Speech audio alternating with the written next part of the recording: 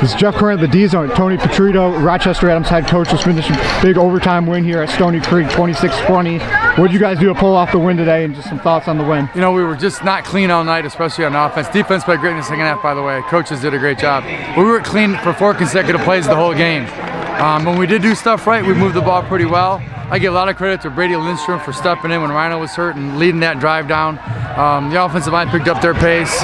You know, guys, when they don't play great and still suck up and make plays when you have to, it makes you really proud as a coach. So my question is, I know that you guys, when it's overtime, they got the ball first. What was that like for you? Let me tell you, it's way easier to play overtime when you get the ball second, because most of the decisions are made for you about field goals, going for 1, going for 2.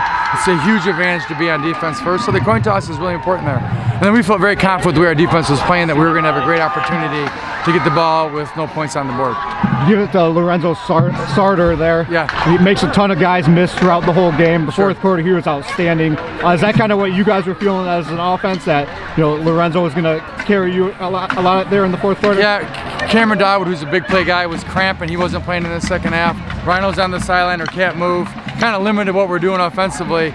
So we kind of put it in Lorenzo's hands, and we've been counting on him all year, and he's been great. So yeah, he was big for us. Go ahead, sorry.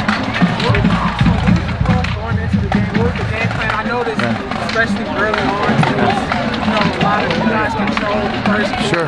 8-minute drive, yeah. So what was that like? Did you guys just plan to run the ball as much as possible? Well, not necessarily. The game, we knew they're very aggressive on defense. They take a lot of chances. Their coaches are really good, and I've known them for a long time. So we knew they were going to get after us a little bit. So we wanted to have balance between run and pass based on how they were playing us and take what they were giving us. Coach Patritto, my son, who calls the offense, called it a great drive. But even then, we had a breakdown on every third play that whole drive. So we were kind of against the chains that whole way. That's a tough way to go. I'm surprised we finished the drive to score, to be perfectly honest. But our game plan was to do that, a balance of short run, pass, play action, a little bit of everything, because they're going to be all over the place on D.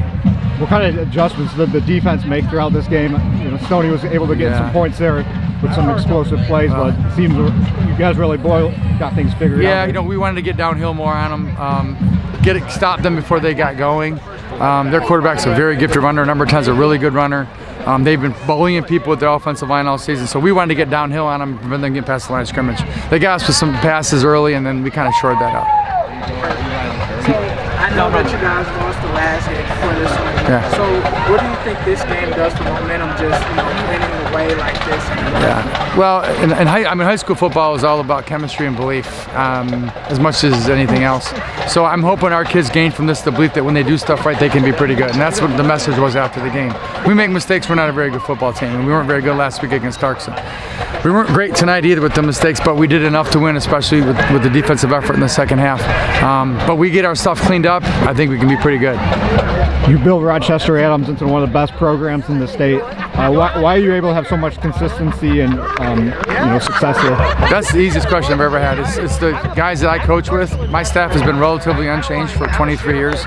They're amazing. They carry us. I'm the face. I'm the one that get interviewed, but really they're the ones that do all the hard work with the kids, and they're amazing. And they've created a standard performance and work ethic and practice and on the field and games that I'm proud just to be a part of. Did you notice all the fans on the sideline? Yeah. Shirts? Yeah, I'm not a huge fan of that. I mean, I love the fact that they do that, but it's also like you don't win. That's a bad look. So I'm happy we're able to pull it out for the kids. Our kids are great. I love them. All right, thank you, Coach. All right, thank you guys. Appreciate it.